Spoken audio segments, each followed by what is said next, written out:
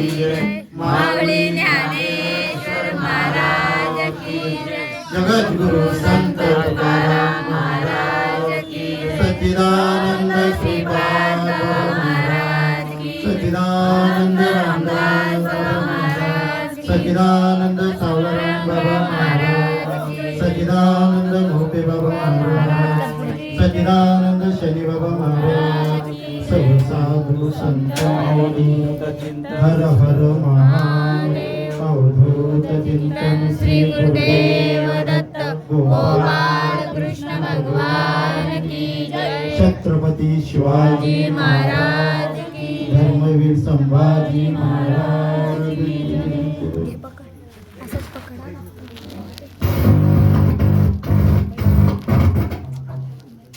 वक्रतुंड महाकाय सूर्यकोटि समप्रभ, निर्विघ्नं कुरु मे देव, सर्वकार्येषु सर्वदा, सर्वकार्येषु सर्वदा.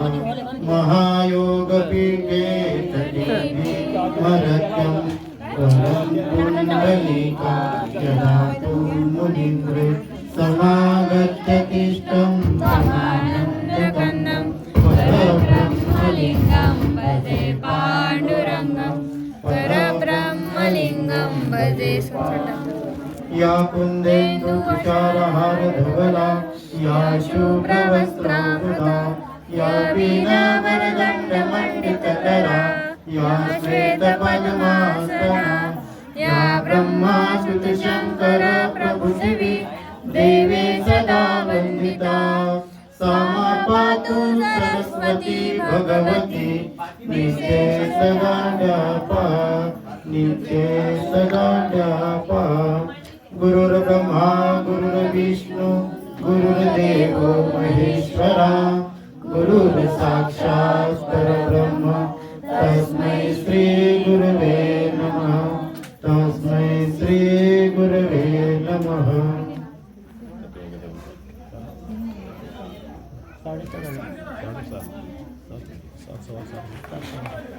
चरण युगल उकार उदार विशाल, मकार महामंडल मस्तकाकारी, हे तिन्ही एक वटले, ते शब्द ब्रह्म कवलले, ते विया श्री गुरु कृपा नमिले.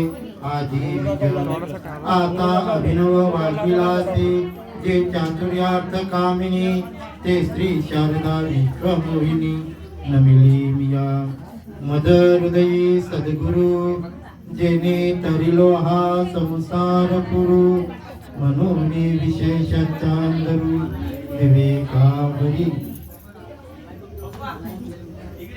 आज आपण लवाली या गावी श्री दत्तात्रय नवनाथ मंदिर, आणि या मंदिरामध्ये आज श्री गुरु दत्तात्रय महाराज दत्त जयंती आज इथे साजरी होत आहे. आणि त्या दत्त जयंती निमित्त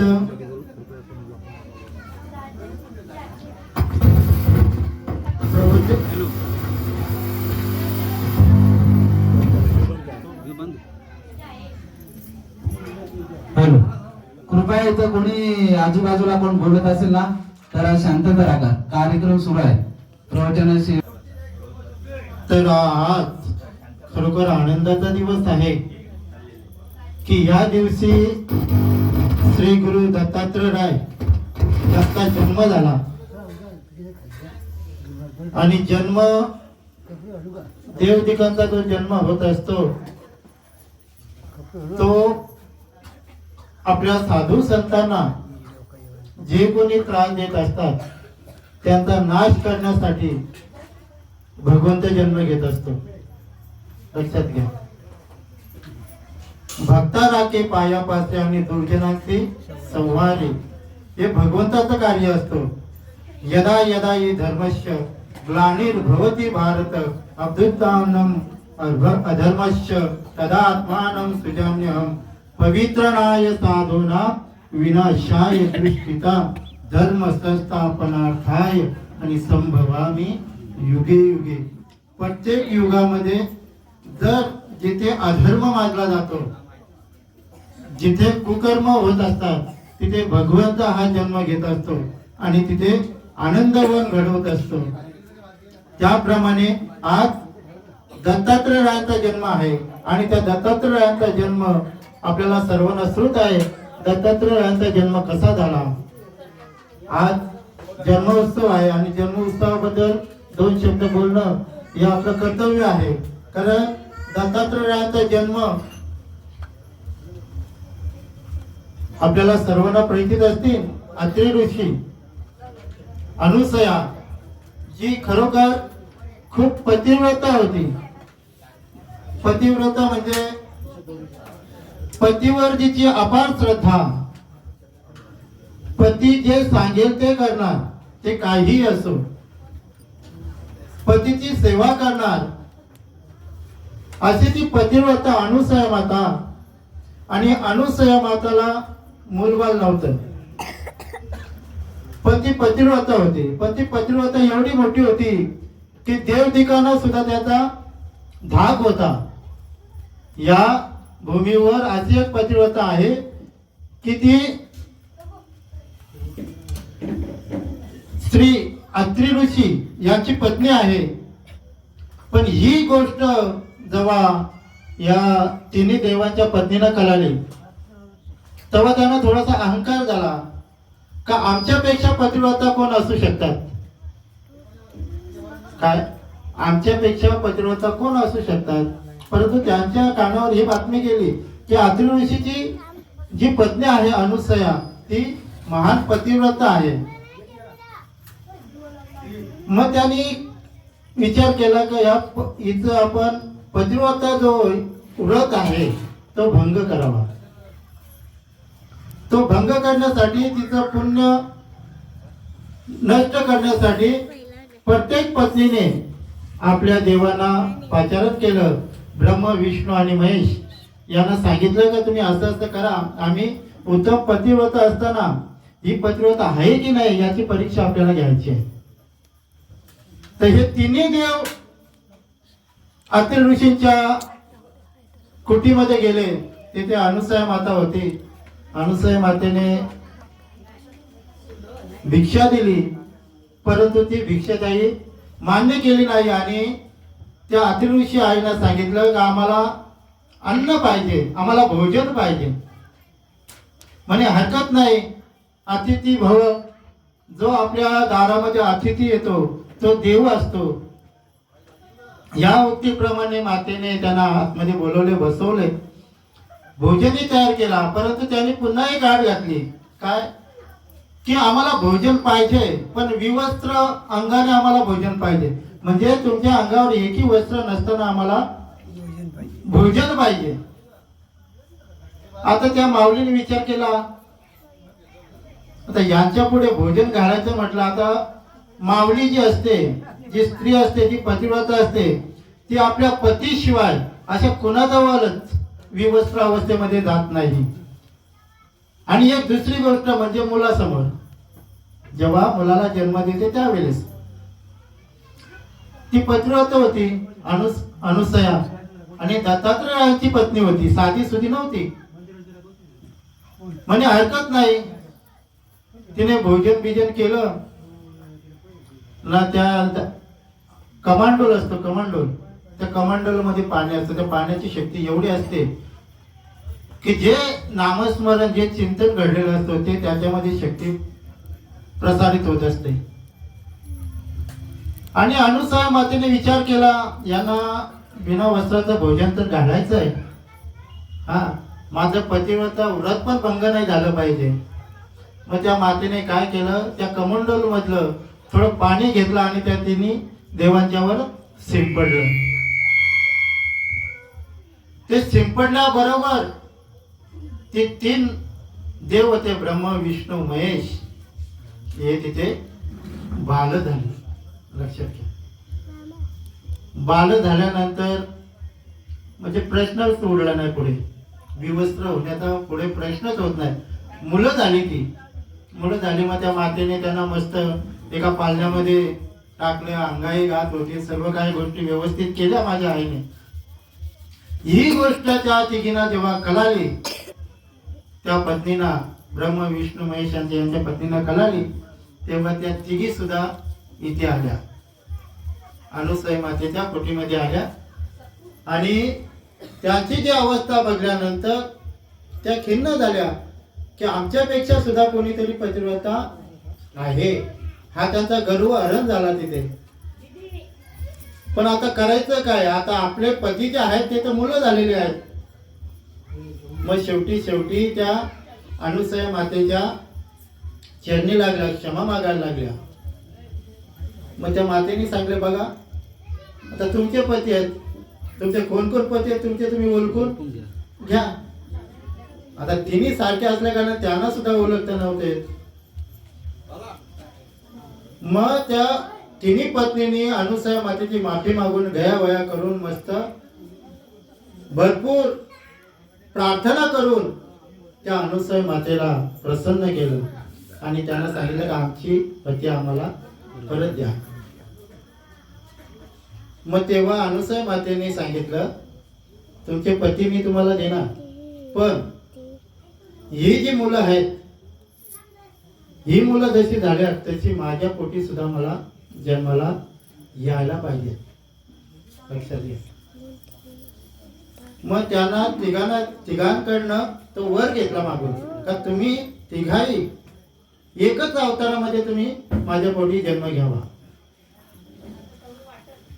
आपण एकमुखी दत्त म्हणतो ना, हा तो जन्म घेतलेला. आणि हे जे तीन मुखाचे जे दत्त आहे ते अनुसूयाने पाण्यामध्ये मंत्र मारून ते तयार केलेले ती बाल आहे, लक्षात घ्या. मग त्या तिघांना सुद्धा ब्रह्म विष्णू महेश होते तसे त्यांना करून दिले आणि त्यांच्याकडनं वर घेतला का मला सुद्धा तुमच्या साडीत स्वरूप सुंदर अशी तिघांचं एकत्रित करून मला मुलगा झाला पाहिजे. आणि त्यांना तो मुलगा झाला, त्याचं नाव ठेवलं दत्त, लक्षात घ्या, श्री गुरुदत्त. आणि त्यांचा जन्म उत्सव आहे. आणि त्यांचा जन्म उत्सव असताना मी ओवी ज्ञानोबाराय यांच्या ज्ञानेश्वरी मधील प्रवचनासाठी निवडलेली आहे. त्या ओवीमध्ये सुद्धा ज्ञानोबाराय हेच सांगतात का हे तीन देव जे आहेत, कोण आहेत? एक आकार चरण युगल, उकार उदार विशाल, मकार महामंडल मस्तकाकारे. हे तिन्ही देव जेथून उत्पन्न तो हा गजानन मायबाप, हे तिन्ही देव जिथून उत्पन्न झालेले आहेत. आकार तो ब्रह्म, उकार तो महेश, मकार महेश दानी येला. हे तिन्ही देव जिथून उत्पन्न झालेले आहेत ते म्हणजे ओंकार म्हणजे गणपती बाप्पा, याच्यामधून ते उत्पन्न झालेले आहेत. आणि आज त्या दत्तात्रयाची जयंती आहे. मग दत्तात्रयाचा जन्म झाल्यानंतर पुढचा प्रवास काय? बघा, जो जन्माला आल्यानंतर जोपर्यंत आपण सद्गुरू करत नाही, मी दत्तात्रयाचा सांगतो, आपला पण तसंच आहे, फक्त आपला आपण विचार करावा.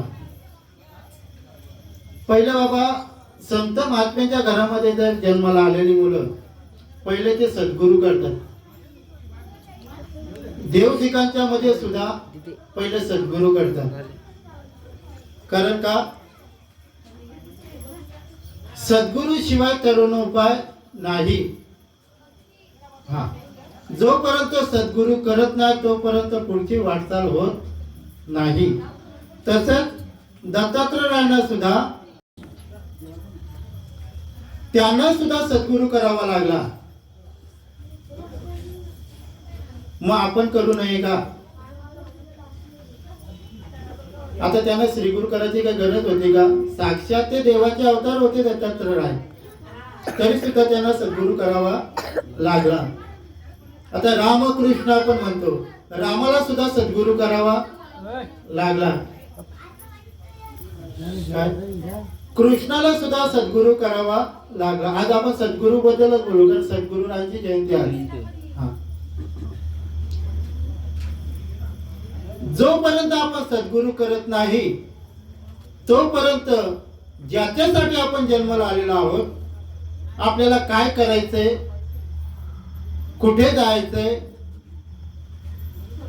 आपण कोण आहोत, हा निवाडा जोपर्यंत लागत नाही तोपर्यंत जन्माला आल्याचं सार्थक होत नाही. नाहीतर जन्माला आला हेला आणि पाणी वाहून नेला. लक्षात घ्या, आपण जन्माला कशाला आलेलो आहोत हे पहिले शोधून बघा.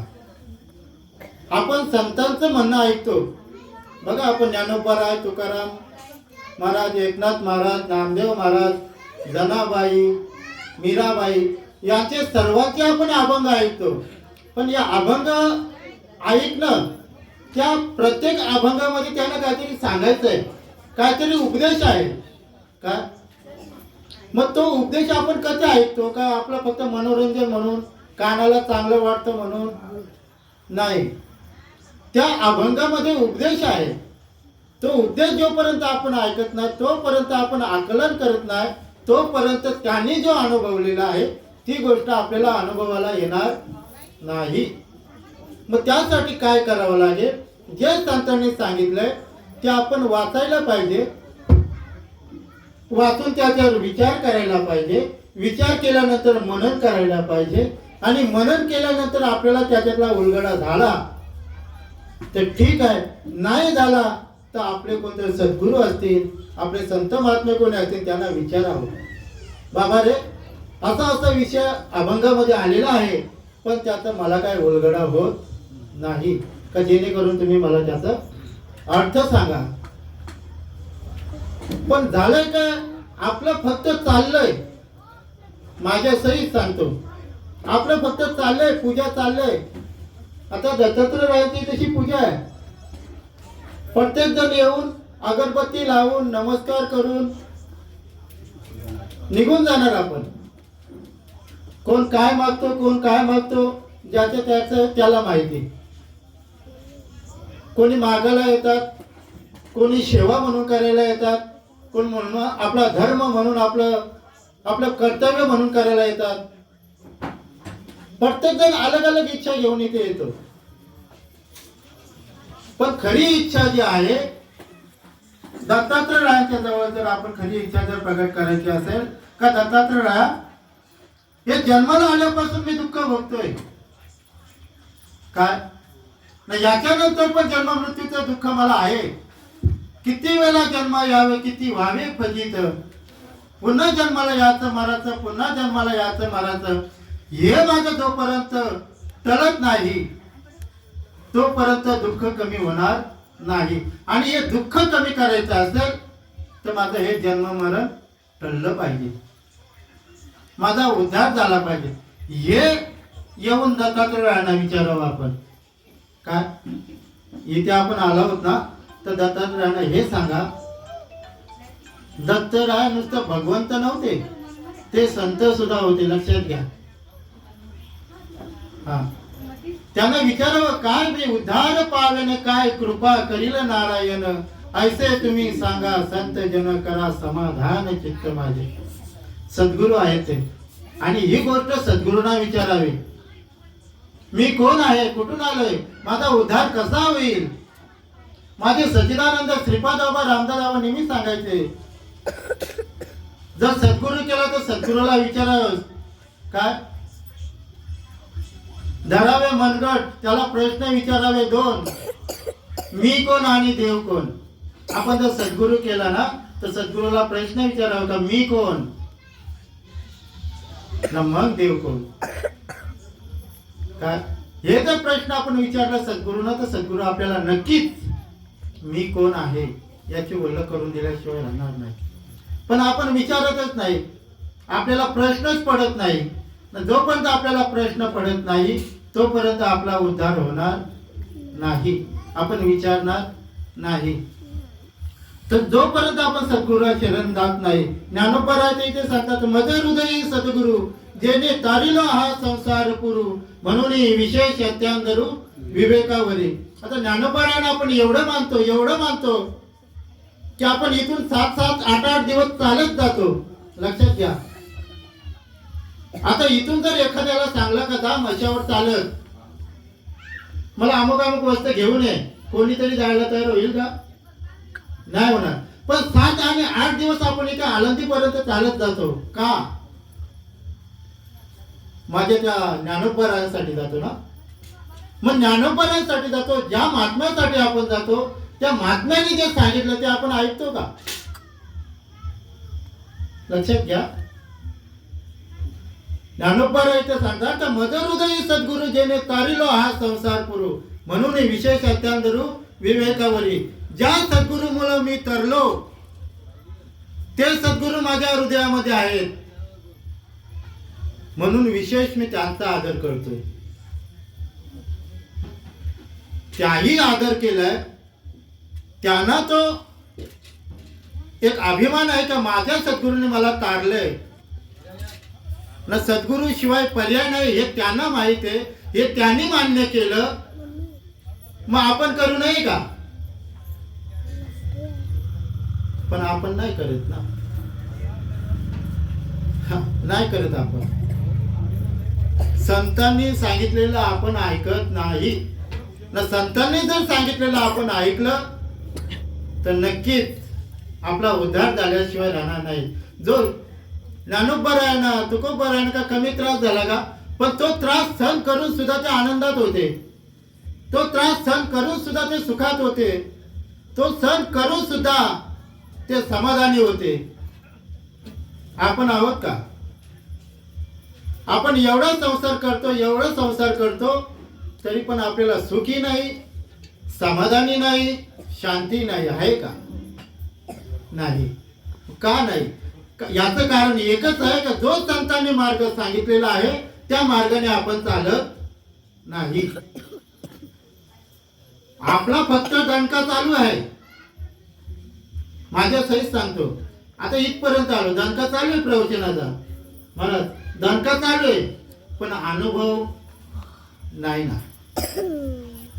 जे बोलतोय ते करत नाही ना. आणि इथं तर सांगितलं, बोले तैसा चाले त्याची वंदावी पावले. याला कारण कोण आहे? मी इथे येऊन जे सांगतोय तुम्ही करत नाही, मीही करत नाही, याला कारण काय? याला कारण तुम्ही आहात. लक्षात घ्या. माझ्या सारा बुवा येऊन इथे तुम्हाला सांगत असेल का जो संत महात्म्याने अनुभव घेतला तो अनुभव आपल्याला सुद्धा आला पाहिजे, आपण घेतला पाहिजे. तुम्ही बुवाला विचारा ना. कुठंच विचारलं जात नाही. हे मी उघड उघड सांगत असतो. तुम्ही विचारा बुवाला, पण हे बुवाला कुठंच विचारलं जात नाही. कारण का? बुवाचं बुवाजवळ, आमचं आमच्याजवळ. आमचं जे काम होतं, आम्ही प्रवचन ऐकायला गेलो, आम्ही प्रवचन ऐकलं, आमचा विषय संपला. बुवाला पाकिट भेटला, बुवाचा विषय संपला. असं नाही. लक्षात घ्या. हे टाइमपास नाहीये. प्रवचन कीर्तन म्हणून टाइमपास नाही. आपला वेळ जात नाही म्हणून चला 2 घटके 2 शब्द कानावर पडतील म्हणून जाऊन बसायचं. टाइमपास नाही. इकडे आलोय प्रवचनाला म्हणजे चला आता दर्शन घेऊ.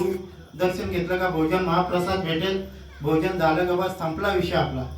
नाही ना. याच्यासाठी नाहीये. अहो ते आमचे धुमाल बाबा, लक्षात घ्या, इथे येऊन राहतात. वैराग्य निर्माण व्हावं लागतं त्यासाठी. वैराग्य. संसाराच्या नावे घालून या शून्य वाढता हा पुण्य धर्म केला. अहो संसाराला लात मारून एक ठिकाणी राहणं म्हणजे खावं नाहीये. आपल्याला साधा 1 दिवस आपण घराच्या बाहेर पडलो तरी आपल्याला घराची चिंता. 1 दिवस आपण बाहेर पडलो तरी घरचे फोन चालू आपले. हरी भजनी हे ढवळले जग, चुकविला लाग कलिकालाचा. त्यांच्या रूपाने हे संत महात्मे आहेत. लक्षात घ्या.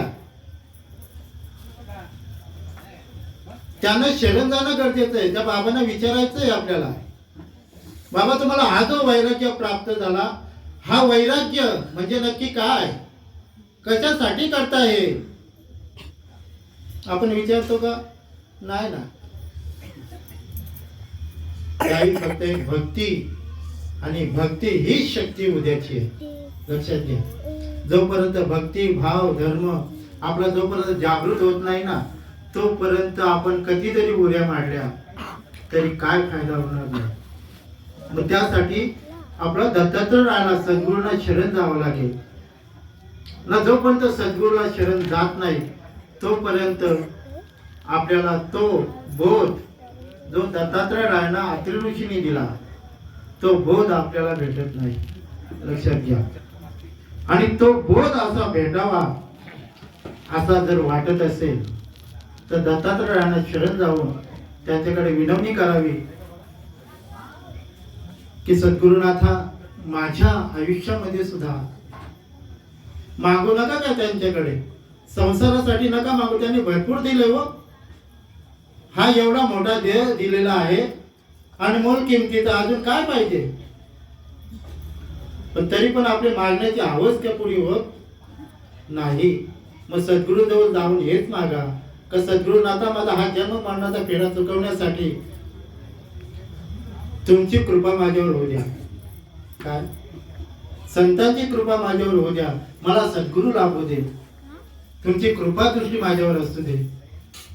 आणि सद्गुरु जर लाभले ना आपल्याला, माऊली सांगतात जैसे डोल्या अंजन भेटे मग दृष्टीचा फाटा फुटे मग वास्त पाहिजे तेथे प्रगटे महानिधी. बघा माऊली ज्ञानोपरायांनी सद्गुरु बद्दल एवढं म्हणजे दृष्टांत सिद्धांत देऊन ठेवलेले आहेत. ते कशासाठी का तुम्हा आम्हाला पटावं. ते आपण बघा डोळ्यामध्ये अंजन घालतो, अंजन सुरमा बोलतात काही जण. ते जेव्हा घालतो ना तेव्हा डोळं साफ होतात आपले. हा न ते डोळं साफ झाल्यानंतर दृष्टी कशी अशी निर्मल होऊन जाते. माऊलीने तो सुद्धा उदाहरण दिले. सद्गुरु पण आपल्याला तेच काम करतात. लक्षात घ्या. जसं डोळ्यामध्ये अंजन घालतात तसे सद्गुरु आपल्यावर कृपा करून ते नामरूपी अंजन घालून आपली दृष्टी प्रज्वलित करतात. आपल्यामधील जो अंधकार आहे तो नाहीसा करतात, प्रकाशमय करून ठेवतात आपल्याला. त्यासाठी सद्गुरूला शरण जायचं आहे. त्यासाठी दत्तात्रय राहायला शरण जायचं आपल्याला. काय आणि जोपर्यंत आपण शरण जात नाही तोपर्यंत आपली दृष्टी साफ होणार नाही. तोपर्यंत आपल्या दृष्टीमध्ये ही यांच्यामध्ये आत्मा, महिलामध्ये आत्मी असाच आपल्याला दिसेल. लक्षात घ्या. यांच्यामध्ये आत्मी आहे आणि यांच्यामध्ये आत्मा आहे का? नाही ना. सर्व गती राम देहा देई एक सूर्य प्रकाशक सहस्ररश्मी, सगळ्यामध्ये तोच उवत भरलेला आहे. ही अनुभूती सद्गुरु कृपेने होते. आणि ही अनुभूती जोपर्यंत होत नाही तोपर्यंत आपला द्वैत जाणार नाही. ज्ञानोपरा हरिपाठामध्ये सांगतात द्वैताची धाडणी गुरु विन ज्ञान त्या कैसे कीर्तन घडेल नामी. जोपर्यंत सद्गुरु कृपा होत नाही तोपर्यंत द्वैताची धाडणी होत नाही, तोपर्यंत आपल्याला भगवंताची भेटी होणार नाही, त्याचा अनुभव येणार नाही. मग त्यासाठी आपल्याला सद्गुरूंना शरण जावं लागणार आहे. काय तो भगवंत आपल्या हृदयामध्येच आहे. आपण वनवन भटकाची गरज नाही. पण मंदिरामध्ये का जावं? आता इथे मंदिर आहे, आपण देव आपल्या जवळच आहे, मग आपल्याला मंदिरामध्ये यायची गरज आहे का? नाही. पण यावं, काय यावं? बघा याच्यामध्ये हवा सगळीकडे, या विश्वामध्ये हवा सगळीकडे. आता माझी गाडी जर पंक्चर झाली, गाडीच्या टायर मध्ये काय असते? हवा असते. मग हवा तर सगळीकडे, मग तरी सुद्धा मला त्या पंक्चरवाल्याच्या दुकानात जावं लागतो का? हवा तर सगळीकडे ना, जायची गरज आहे का? नाही. पण तरी सुद्धा तिथेची जावं लागतो का? कारण तिथे प्रेशर मध्ये हवा भरली जाते. लक्षात घ्या. तसंच देव आपल्या सगळीकडे, जरी माझ्या हृदयामध्ये जरी असेल, मी सगळीकडे बघत असेल, पण मंदिरात त्यासाठी यायचं का ते पवित्र स्थान असतो. तिथेची हवा प्रेशर मध्ये भरली जाते. तिथे भाव प्रेशर मध्ये प्रफुल्लित होतात, श्रद्धा प्रेषणमध्ये प्रफुल्लित होते, अष्टसात्विक भाव तिथे प्रफुल्लित होतात. त्यासाठी मंदिरामध्ये जायचं असतो. आणि जोपर्यंत आपण मंदिरात जात नाही ना तोपर्यंत आपली उर्मी सुद्धा जागृत होत नाही. आणि त्यासाठी आपल्याला मंदिरामध्ये जायचंय, लक्षात घ्या. आणि त्या सद्गुरूला शरण जायचंय. आणि जोपर्यंत आपण सद्गुरूला शरण जात नाही तोपर्यंत आपल्याला जन्म मरणाचा फेरा चुकत नाही. सद्गुरू भेटल्यानंतर काय होतं माहित आहे का? माऊली ज्ञानोबा पुढच्या ओळीमध्ये सांगतात, का चिंतामणी आली हाती, सदा विजय वृत्ती मनोरथी, तैसा मी पूर्ण काम श्री निवृत्ती ज्ञानदेव म्हणे. काय? सद्गुरू हा एक चिंतामणी आहे, लक्षात घ्या. दत्तात्रय राय एक चिंतामणी आहे. चिंतामणी म्हणजे काय? आपण सहज इथे बसलो ना, आपण जे चिंतन केलं, काय कोणत्याही गोष्टीचं चिंतन केलं तर लगेच प्रगट आहे, लगेच प्रगट आहे. हे सद्गुरू आपले चिंतामणी आहेत. कल्पवृक्ष आहे. काय कल्पवृक्ष म्हणजे काय? एखाद्या झाडाखाली आपण ज्या झाडाखाली बसतो त्या झाडाखाली आपण सहज कल्पना जरी केली की मला भूक लागले, लगेच अन्न तयार. नुसती कल्पना केली तरी. तसे कल्पतरू माझे सद्गुरू दत्तात्रय आहेत. त्याच्या इथे येऊन त्या कल्पतरू मध्ये आपण बसावं, त्याचं चिंतन करावं. जी जी इच्छा कराल, जो जे वाचिल तो ते लावो, प्राणी जात सकल. माऊलीचा शब्द आहे. फक्त आपण त्या कल्पाच्या खाली, कल्पवृक्षाच्या खाली बसलो पाहिजे. ते भाव श्रद्धा पाहिजे ना. जोपर्यंत भाव श्रद्धा नाही तोपर्यंत आपल्याला ते प्राप्त होणार नाही. त्यासाठी सद्गुरुनाथ ज्ञानोबा आपल्याला सांगतात का मदर देई सद्गुरू, जेने तारिलो हा संसार करू, म्हणून विशेष अत्यांदरू विवेकावरी. जो सद्गुरूला मला शरण जाते ते सद्गुरू माझ्या हृदयामध्ये आहेत.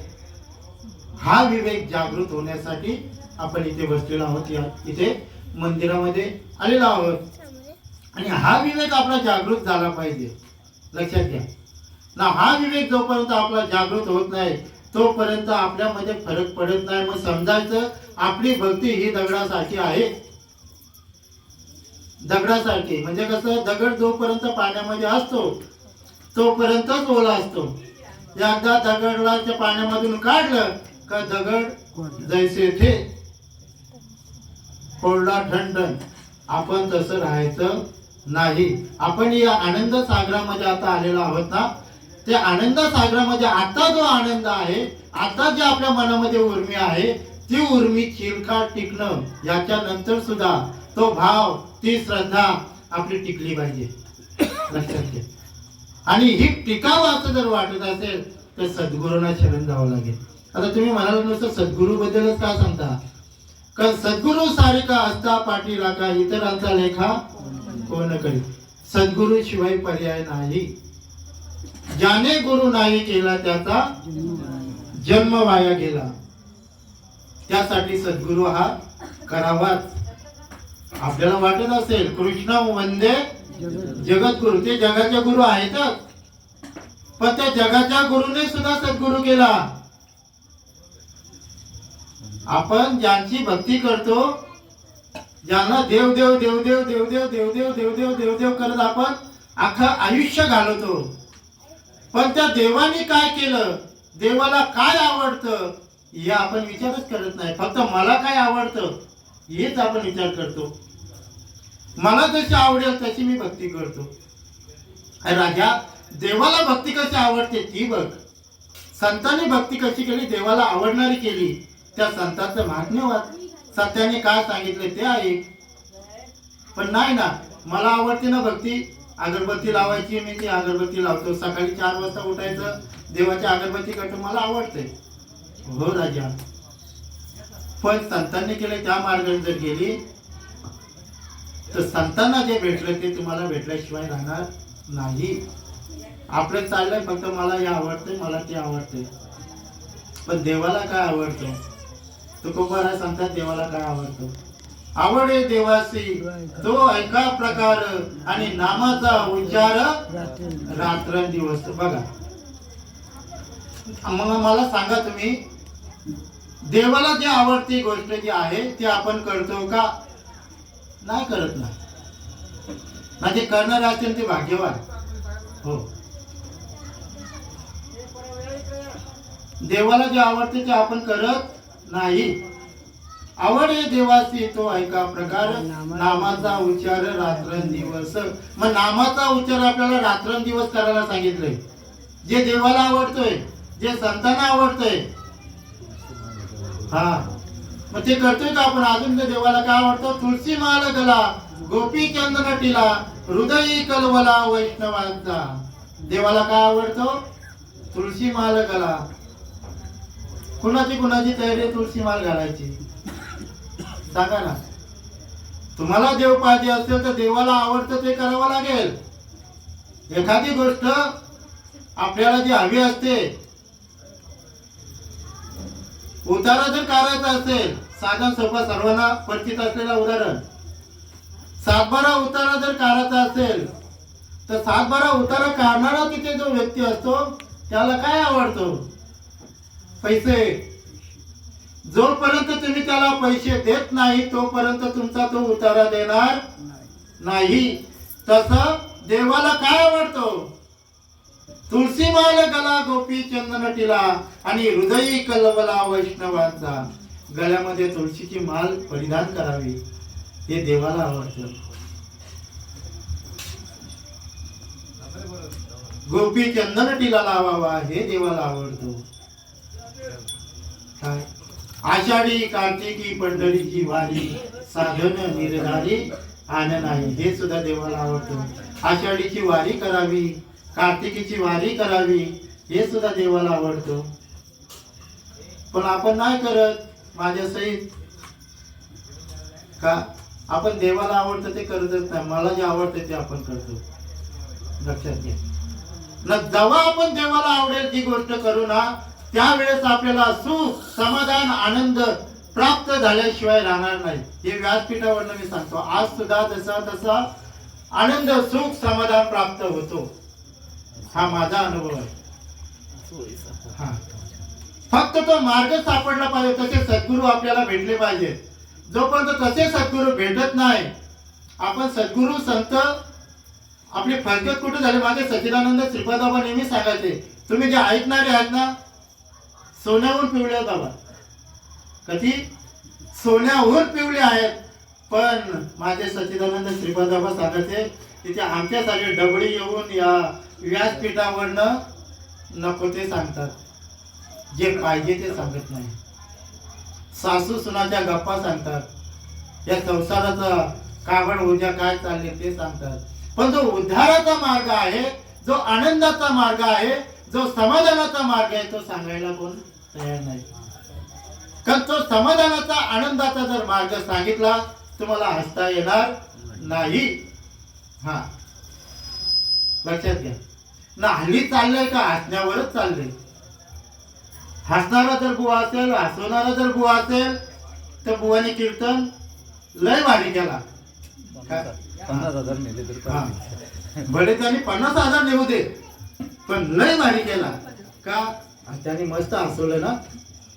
काय भारी कीर्तन काय होता. अरे राजा हो, हसून आपल्याला फसून गेला. तो पाकिट घेऊन गेला पण आपला हसूच होत चालले ना. आपला उद्धार कधी व्हायचा? आपल्याला भक्ती, आपली भक्ती जागृत कधी व्हायची? मग जागृत होण्यासाठी कोणाला तरी शरण जावं. जो सांगतो ना वक्ता त्याला बोलावं, विचारावं का तुम्ही हे व्यासपीठावर एवढं सांगता ते अनुभवाला येतो का? मी नेहमी सांगतो पण महाराज कोणच तयार नाही बोलायला, विचारायला कोणच तयार नाही. सत्य गोष्ट कोणच विचारत नाही. न जर विचारली तर ती स्वीकारावं लागेल. लक्षात घ्या. पण ज्याची स्वीकाराची तयारी असते तो विचारतो महाराज. तो विचारतो का जर तो समाधान तुम्हाला जर भेटला असेल तर तो समाधान मला पाहिजे. तो सुख जर तुम्हाला भेटला असेल तर सुख मला पाहिजे. प्रत्येकाची ओढ सुखाकडे. असं एक तरी मला बोट वर करून दाखवा का दुःख पाहिजे म्हणून. कुणाला दुःख पाहिजे? दाखवा मला बोट. नाही ना. प्रत्येकाला सुख पाहिजे. मग सांगा मला, जर तुम्हाला सुख पाहिजे अशी अपेक्षा आहे तुमची, मग जो सुखाचा रस्ता आहे, जो सुखाची वाट आहे, त्या रस्त्याने गेलो तर आपल्याला सुख भेटेल. आपली अपेक्षा आहे सुखाची, पण रस्ता आहे आपला दुःखाचा. मला सांगा कधी सुख भेटेल? आता हा जो रस्ता गेलेला आहे ना इथून, हा रस्ता मशाला गेला, एक गेला बदलापूरला. आता मला सांगा तुम्ही, मला बदलापूरला जायचं आहे. पुढे गेल्यावर लेफ्ट साइड जर मारला, डावा साइड जर मारला तर मी बदलापूरला पोहोचेल, आणि राईट साइड जर मारली ती मशाला पोहोचेल. मला जायचं आहे बदलापूरला, आणि पुढे गेल्यानंतर मी राईट साइड मारली, केव्हा पोहोचेन बदलापूरला? पोहोचेन का? नाही ना. आपली पद्धत तीच झालेली आहे. काय आपल्याला जायचं तर सुख बघण्यासाठी, सुख शोधण्यासाठी, तो समाधान भेटण्यासाठी, पण तो रस्ता आहे ना, तो रस्ता आपला चुकलेला आहे. आणि तो रस्ता संत महात्मे दाखवून देतात. तेनेची पण ते चालत जाता, न पडे गुंता कोठे काय. संत ज्या मार्गाने गेले त्या मार्गाने जर आपण गेलो तर ते सुख समाधान आज सुद्धा जसंच्या तसं भेटतोच. लक्षात घ्या, ज्याला पण जे समाधान पाहिजे असेल आज सुद्धा, आता लगेच इथे भेटेल. दत्तात्रय रायांच्या मंदिरामध्ये लगेच भेटेल. फक्त आपली इच्छा पाहिजे ते समाधान घेण्याची. ते समाधान कुठे आहे? फक्त समाधान ज्या गोष्टीमध्ये, ती गोष्ट तुम्हाला दिली जाईल. लक्षात घ्या, ती गोष्ट तुम्ही जर दिली, ती गोष्ट जर वापरली, तुम्ही डॉक्टरकडे जाता ना, डॉक्टरकडे गेल्यानंतर डॉक्टर एक इंजेक्शन देतो, बरोबर आहे. इंजेक्शन दिल्यानंतर गोळ्या देतो 3 टायमाच्या, एक सकाळी, दुपारी, संध्याकाळी. आता दुपारचं कॅन्सलच झाले, एक सकाळी आणि एक संध्याकाळी, अशा 2 टायमाच्या गोळ्या देतो 3 दिवसाच्या. आणि तुम्हाला संस्थेचा फरक पडेल. आपण जातो डॉक्टरच्या तिथून निघतो, डॉक्टरने एक इंजेक्शन तर दिलेलं असतं, आपल्याला थोडासा फरक पडतो. परंतु आपण काय करतो, घरी गेल्यानंतर थोडा फरक वाटल्यामुळे त्या गोळ्या ज्या असतात त्या आपण खात नाही. आता खात नाही, त्यामुळे आपल्याला फरक काय पडत नाही. फरक नाही पडल्यानंतर आपण लगेच डॉक्टरकडे बोंबा मारत येतो. डॉक्टर मी आलतो, पण माझा आधार काय कमी झाला नाही, मला फरक पडला नाही. मग डॉक्टर म्हणतो, डॉक्टरला विश्वास असतो का मी जी औषधं दिल्या त्या औषधामध्ये 100% फरक पडलाच पाहिजे. पण हे तर सांगतात फरक पडत नाही, पडला नाही. मग तो डॉक्टर विचारतो का मी तुम्हाला ज्या गोळ्या दिलेल्या होत्या त्या गोळ्या तुम्ही घेतल्या का? नाही म्हणे. मग विचार करा, जर त्या डॉक्टरने गोळ्या दिलेल्या जर आपण घेतल्या नाही तर आपल्याला फरक पडणार नाही. तसंच या भक्तीमध्ये सुद्धा आहे. सद्गुरु कृपेने सद्गुरु आपल्याला नामरूपी इंजेक्शन टोचून देतात. लक्षात घ्या, आज इथे सुद्धा तो इंजेक्शन भेटू शकतो, फक्त आपली तयारी पाहिजे. तो इंजेक्शन टोचल्यानंतर समाधान प्राप्त होतो, सुख प्राप्त होतं. जे सुख आहे ना, माझ्या पदरचं नाही, तुकोबारा सांगतात. नामरूपी इंजेक्शन जर टोचलं तर ते समाधान प्राप्त होतो. सदा नाम घोष करू हरी कथा, तेने सदा चित्ता समाधान. जर भगवंताचं नामस्मरण केलं तर समाधान प्राप्त होतोच. ते समाधान आज सुद्धा जसंच्या तसं प्राप्त होतो. फक्त ते नामरूपी इंजेक्शन टोचून घ्यावं लागेल, लगेच समाधान प्राप्त होईल. पण ते समाधान प्राप्त किरकाळ टिकवायचं असेल तर ते नाम दिलेलं ते अखंड सतत करावं लागेल. सदा नाम घोष, सदा सतत करावं लागेल. आणि जेव्हा आपण सतत करू तेव्हा तो भोग, तो आनंद, तो सुख आपण सतत अखंड भोगत राहू. मग आपल्याला विसर पडतो का मी कोण आहे. असो ऐसा कोठे आठवची नाही, आणि देहीच विदेही भोगू दशा. त्या इंजेक्शन मध्ये चक्कर येते, लक्षात घ्या. अंग कापतो, थरथर कापतो अंग, डोळ्यातून अश्रू येतात. हा, हे रोम असतात, रोम उभे राहतात, कंठ दाटून येतो, सदगदित होतो.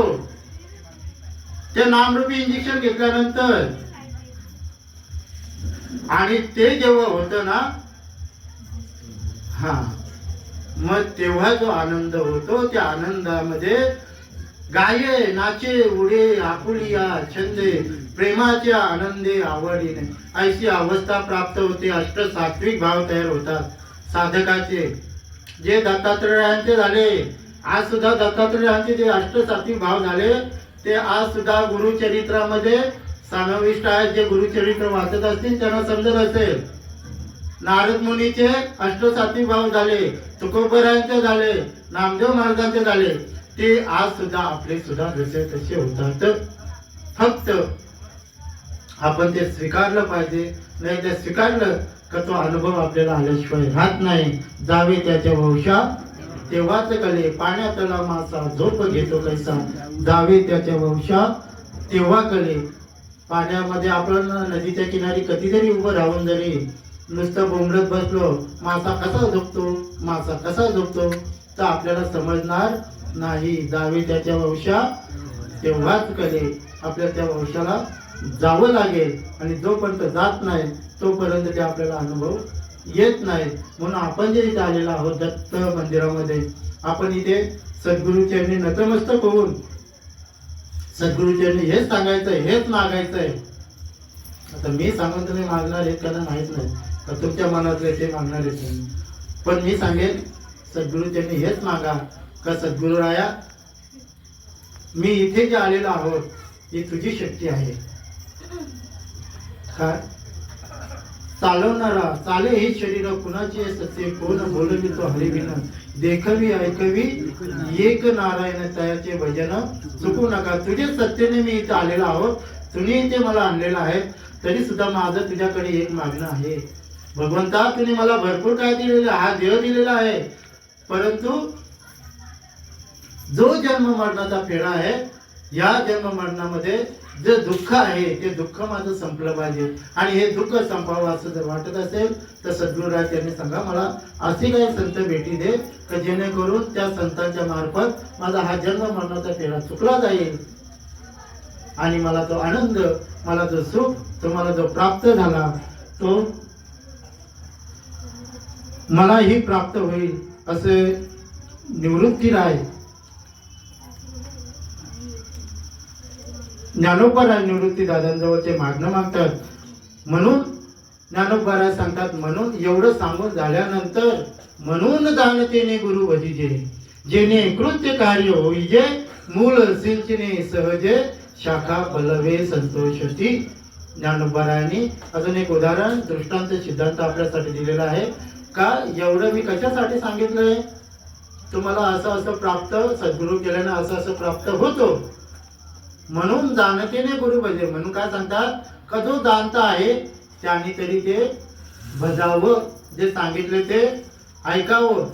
कारण ते ऐकल्यानंतर काय आहे, जाणतेने गुरु भजिते, जेणे कृत्य कार्य होईजे, मूल सिंचने सजे, शाखा पल्लवे संतोषती. ज्याप्रमाणे हे झाड आहे, या झाडाला वरती पाणी मारून फायदा नाही. त्याच्या मुलाला जेव्हा आपण पाणी घालू ना, तेव्हा त्याच्या त्या फांद्या असतात, फुलं असतात, फळं असतात, पानं असतात, त्या टवटवीत होत असतात. त्याप्रमाणे सद्गुरू आपल्या मुलाची ते नामरूपी पाणी घालतो. आणि मग आपले मी हे जे बोलतो ना, माझ्याकडून हे जे बोललं जातं ना, ही एक सद्गुरू कृपाच आहे. नव्हे, हा माझा खेळ नाहीये. हा परी येथे असे एक आधरू, तेनेची बोलतो मी सदरू, श्री सान कुल गुरु ज्ञानदेव म्हणे. असा एक मोठा आधार आहे, माझे पुढे उभा आहे संभालित, आली आघात निवार. असा मोठा एक आधार आहे, त्याच्या कृपेने मी इथे बोलतोय. चालुकी मंजुल बोलत असे वाणी, आणि शिकविता धनी वेगळाची. म्हणून दत्तात्रेयांजवळ आपण आलेलो आहोत, त्यांच्याकडे हेच मागा, काशी संत भेटी होऊ दे, का जेणेकरून माझा हा जन्म मरणाचा फेरा चुकेल. असो बोलू तेवढं कमीच आहे. परंतु मला इथे यायचंच होतं. धुमाल बाबांना पण मी म्हटलं होतं का मला बाबा तुमच्या आश्रमामध्ये यायचं आहे. माझा तर संकल्प आहे का 3 दिवस इथे येऊन राहायचं मला.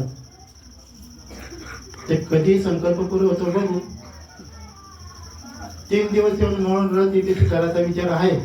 जागा एकांत आहे, सुंदर असं वातावरण आहे आणि इथे होईल असं मला वाटतंय. कारण बघा एकांतामध्ये जो अनुभव आहे, एकांतामध्ये जो आनंद आहे तो लोकांतामध्ये भजन कीर्तन करावं. पण नाम साधना जी आहे ती एकांतामध्ये झालेली भरपूर चांगली असते. माझ्या सच्चिदानंद सेनी बाबांची एकांतामध्ये साधना केली आणि आमच्याकडून सुद्धा करून घेतली म्हणून आज या व्यासपीठावरनं 2 शब्द बोलण्याची शक्ती प्राप्त झालेली आहे. लक्षात घ्या. न तर मला गचा म येत नव्हता. 10वी नापास असलेला विद्यार्थी एवढं नाही बोलू शकत. पण एक ती सद्गुरु कृपा आहे. त्या सद्गुरु कृपेने इथे बोलण्याचा प्रयत्न केला. तरी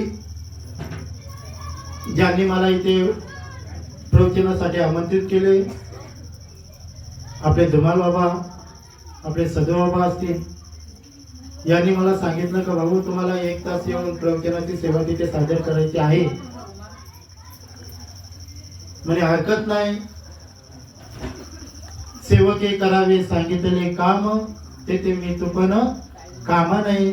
सेवकाला जे काम सांगितलं जातं ते सेवकाने निमूटपणे करायचं असते. त्या पद्धतीने मी करायचा प्रयत्न केला.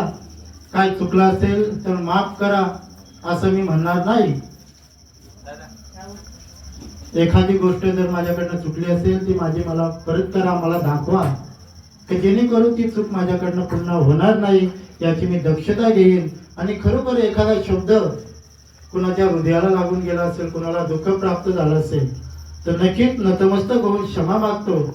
आणि इथे जे म्हटलं, या प्रवचनामधून जे श्रवण केलं त्या प्रवचनामध्ये एखादा जरी तुम्हाला प्रश्न निर्माण झाला तर हे व्यासपीठावरनं सांगणारा बुवा इथेच आहे अजून अर्धा 1 तास.